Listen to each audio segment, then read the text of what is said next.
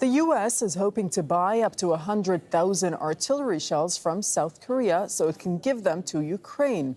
The U.S. Defense Secretary Lloyd is in Seoul for talks. Some estimates suggest that Ukraine's army is using the shells at twice the rate that the U.S. and EU can produce them.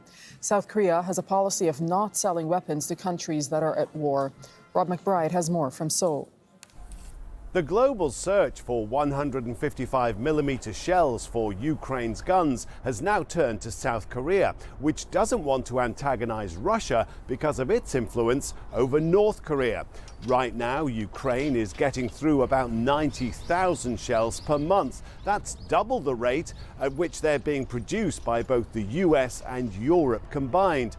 The US has reserves here, and it's buying more than 100,000 shells from South Korea to replenish stocks being sent to Ukraine. That way, Seoul can help its Western allies without contributing directly to the war effort.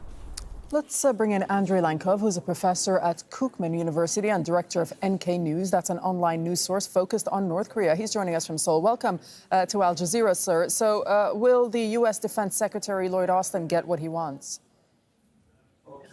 I would say not necessarily so, because there are serious kind of arguments for and against making such a deal. First of all, generally South Korean public is supportive of Ukraine, like in most democratic countries. But they still see Ukrainian war as a distant conflict where they have no stakes. And at the same time, there are two reasons not to get in trouble with Russia.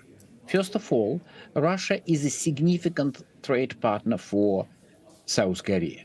And South Korean foreign policy is highly pragmatical, sometimes up to the point of being cynical. They are quite willing to trade with whoever is going to pay money. And Russia is a significant trade partner. But what is more important is North Korea. Historically, relations between North Korea and Russia, well, have sometimes been difficult, but very often they were allies, formal or informal, even formal.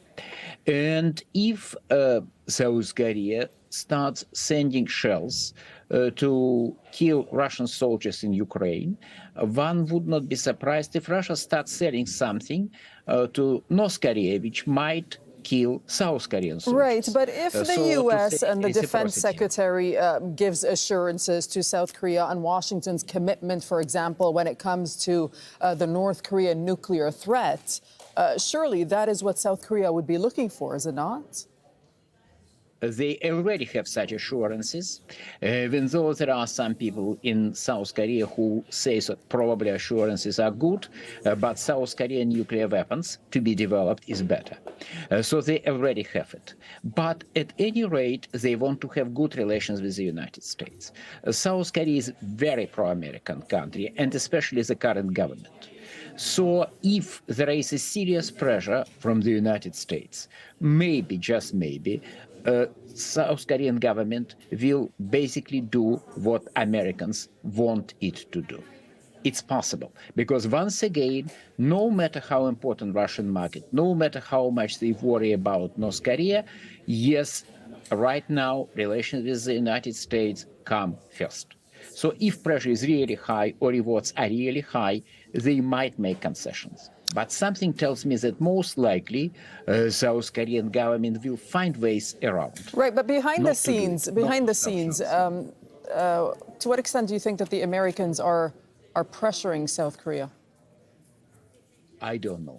I think they are pressing a bit, but I don't expect them to press hard. And this is why I sort of mildly inclined to believe that South Korean ammunition will not be sold to be used in Ukraine.